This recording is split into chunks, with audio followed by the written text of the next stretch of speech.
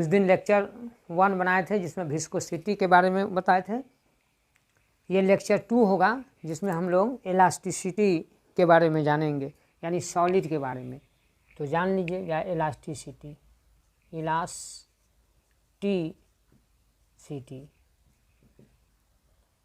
वो विस्कोसिटी जो था लिक्विड का प्रॉपर्टीज था, ये प्रॉपर्टीज है सॉलिड का, रिजिड बॉडी का। तो elasticity is the property of the rigid body due to जिसके कारण due to which body regain the original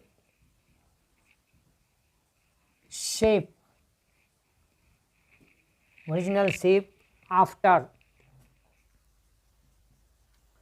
removal the deforming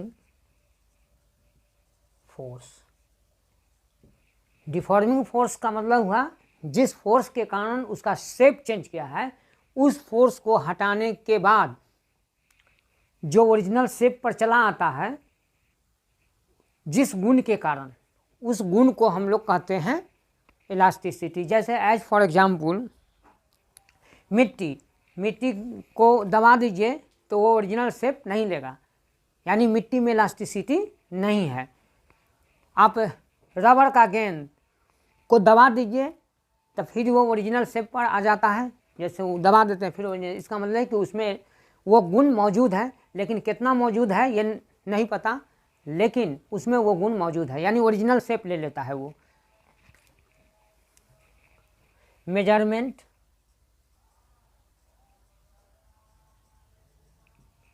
of elasticity,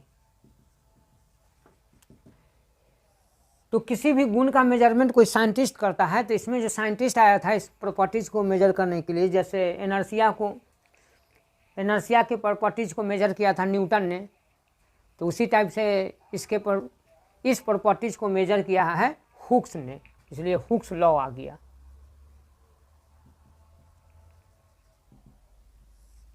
इन्होंने क्या स्टेटमेंट दिया?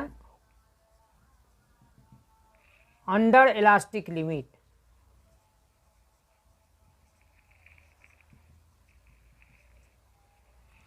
इसका मतलब हुआ कि कोई भी काम अंडर द लिमिट होता है। तो ऐसे कहावत भी मशहूर है कि नींबू को ज़्यादा निचोड़ दोगे तो वो तीता हो जाएगा, माने वहाँ भी वही है, लिमिट है कोई। तो यहाँ भी आपको ये शर्त लगा दिया हुक ने कि under elastic limit the ratio of stress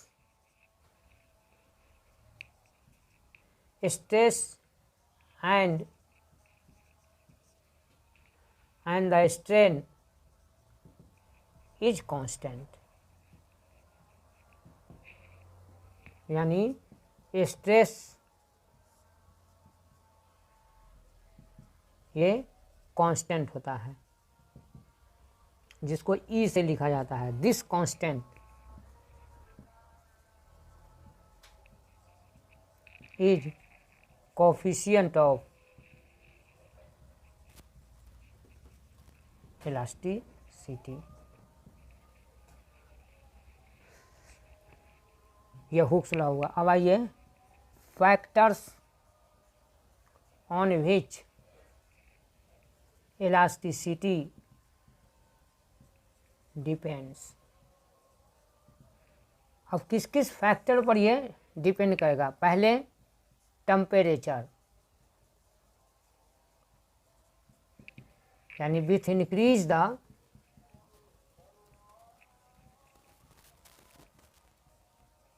temperature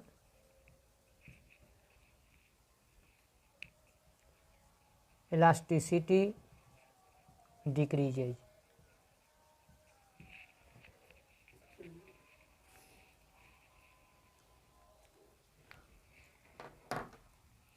यानी टेम्परेचर बढ़ाने से इलास्टिसिटी डिक्रीज करता है। जैसे आप देखे होंगे लोहार जो है लोहे को गर्म करता है और लाल कर देता है और उस पर हथौड़ा चलाता है, तो उसका क्या मीनिंग है? लोहार से जाके पूछेगा तो वो तो कुछ बोलेगा नहीं, लेकिन आप बता सकते हैं, साइंस के स्टूडेंट आप बता सकते हैं, क्योंकि उसकी इलास्टिसिटी को ख़त्म कर देता है पूरी तरह लाल करके। और एक हथौड़ा लगता है तो फोर्स के डिफॉर्मिंग फोर्स के कारण वो शेप चेंज कर देता है। अब तो गुण उसके पास रहा नहीं, कौन गुण? इलास्टिसिटी, कि वो अपना पुनः ओरिजिनल शेप ले सके। तो इसलिए वो ओरिजिनल शेप नहीं ले पाता है और शेप वो अपना परमानेंटली चेंज कर देता है। इसीलिए लोहार लोहे को गर्म करके अपना शेप चेंज कर सकता है, किसी भी चीज़ को। यह है, किसी को भी शेप चेंज करना है तो देखते हैं आप उसको गर्म कर देते हैं, बच्चा सब भी करता है, ये खिलौना करता है। किसी को शेप चेंज करना है तो बमका देता है, किसी चीज़ पर खिसिया देना, ये कर देना। तो एक तो बात हो गया कि इसे, दूसरा है आपको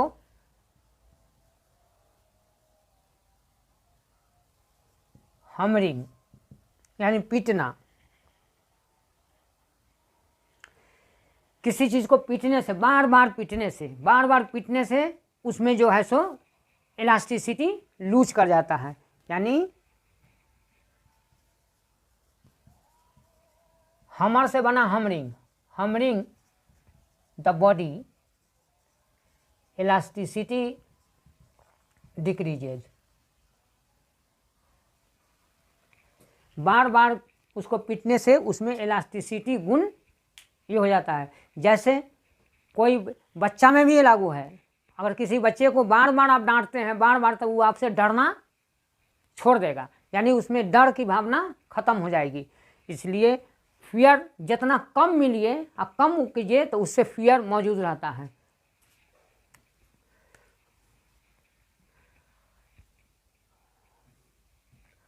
अब आ जाइए, इसमें एक टर्म आ गया है स्ट्रेस। ये क्या होता है सो देखिए,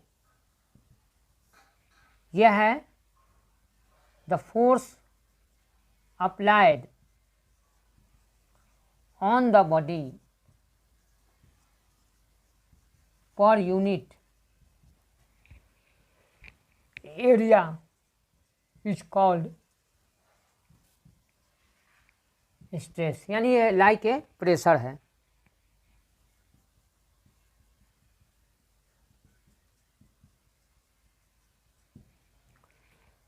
अब strain, the ratio of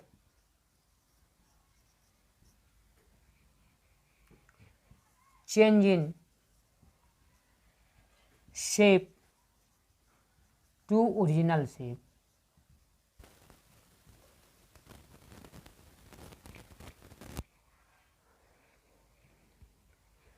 It has no unit and no dimension.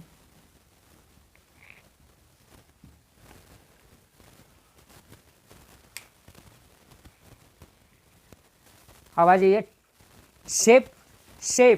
किसी चीज़ को शेप, कोई शेप दाबिएगा किसी चीज़ को, तो हो सकता है उसका लेंथ भी चेंज करे, हो सकता है उसका वॉल्यूम भी चेंज करे। एक ये हो गया कि दाबने से सेम है। वायर को ऐंठते हैं हम लोग, ऐंठ के ऐसे अब फिर छोड़ देते हैं तो ओरिजिनल शेप आ जाता है, तो वो ट्विस्टिंग हो गया, यानी ट्विस्टिंग का पुल हो गया। तो इस तरीके से हम इलास्टिसिटी के प्रकार को लिख रहे हैं कि कितने प्रकार के इलास्टिसिटी होते हैं।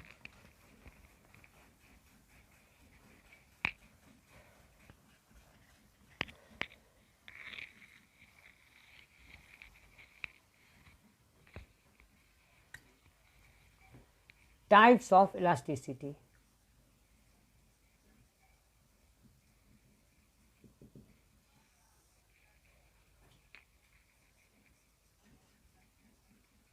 There are following types of elasticity.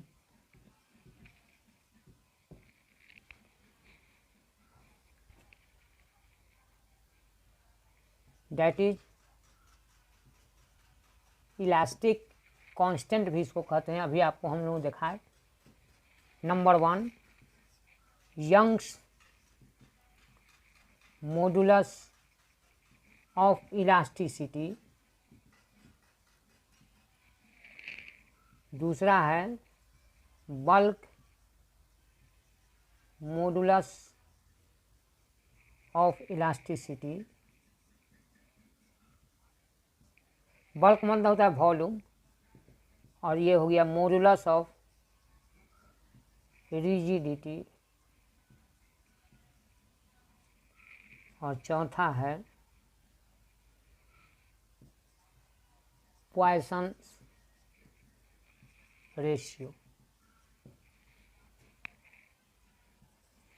Long question में आ जाता है कि चारों में रिलेशन स्थापित करें, तो रिलेशन दूसरे लेक्चर में स्थापित कर दिया जाएगा। अभी इसको पहला को डील किया जाता है, इस पर शॉर्ट क्वेश्चन पूछता है, जो अभी शॉर्ट क्वेश्चन बताएंगे आप लोग को। Young's modulus of elasticity,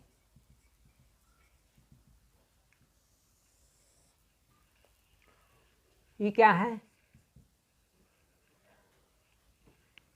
it is the ratio of longitudinal stress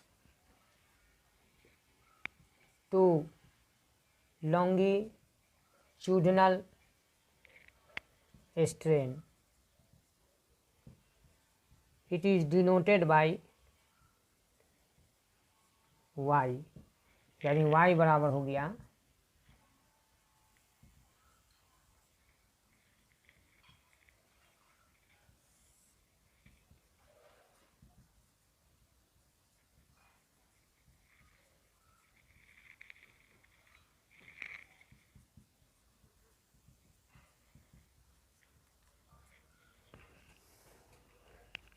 दूसरा है bulk modulus of elasticity.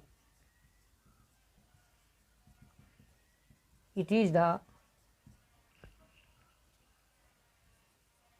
ratio of volume stress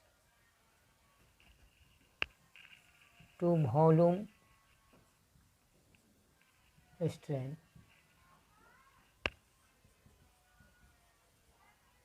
It is denoted by B, या कोई कोई किताब में K भी रहता है। K equal to volume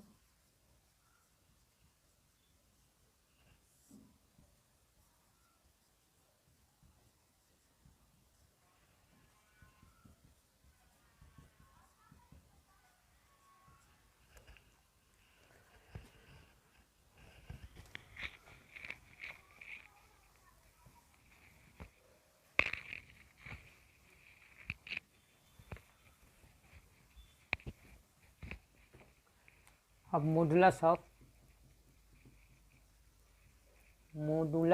of rigidity, ये क्या है? It is the ratio of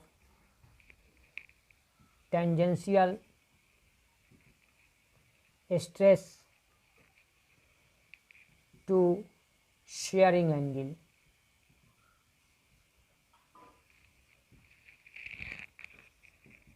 It is denoted by eta.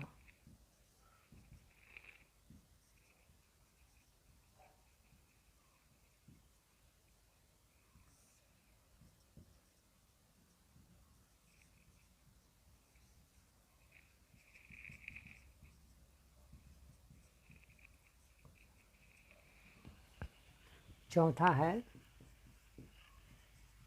Poisson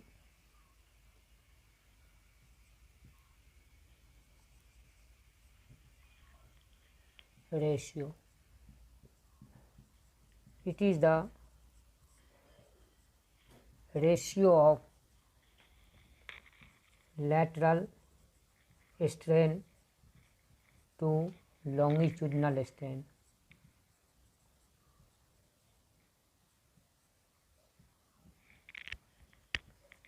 It is denoted by sigma, it has no unit.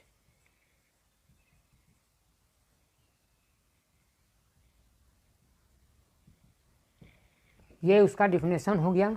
अब इस पर एक शॉर्ट क्वेश्चन पूछ सकता है। क्या शॉर्ट क्वेश्चन पूछ सकता है? ये बहुत इंपॉर्टेंट है शॉर्ट क्वेश्चन, कि why steel is more elastic than rubber. ये पूछ सकता है, या पूछ सकता है व्हाई स्टील इज प्रेफर्ड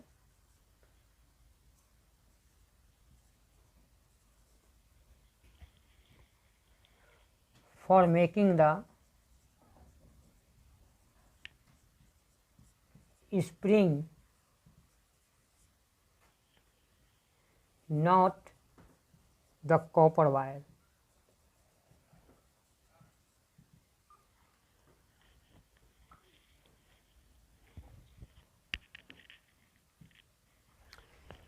दोनों का आंसर, एक का हम बता दे रहे हैं, दूसरा आप खुद कर सकते हैं। जैसे एज वी नो डैट, जैसा कि हम जानते हैं। क्या जानते हैं आप? कि इलास्टिसिटी बराबर होता है stress by strain. For constant strain, ये प्रोपोर्शनल टू हो गया strain.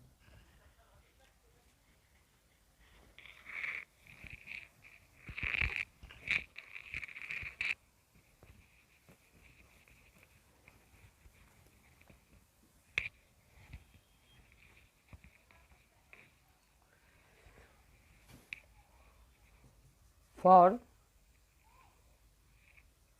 Same stress, the strain is produced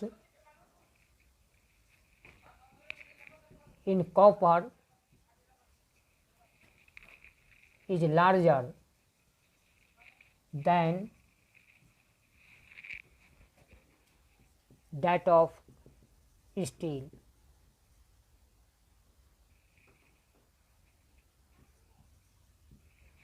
यानी सेम स्ट्रेस लगाएंगे तो कॉपर में ज़्यादा स्ट्रेन प्रोड्यूस होगा कॉपर के, यानी स्ट्रेन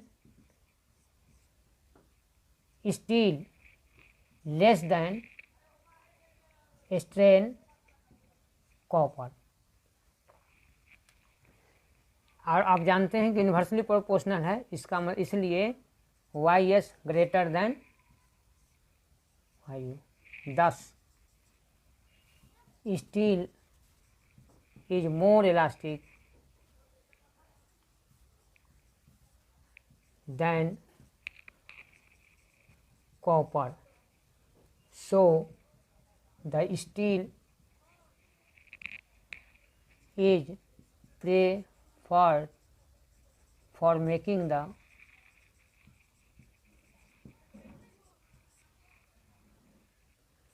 spring। जैसे गाड़ी में सॉकेट उकेट सब जो बना होता है तो जर्किंग आता है तो बैठ जाता है, फिर ओरिजिनल शेप ले लेता है। सब स्टील का बना होता है। क्यों बना होता है? या आप अंदर स्टील, अगर कॉपर का होगा तो गया और वो फिर बैक नहीं आएगा।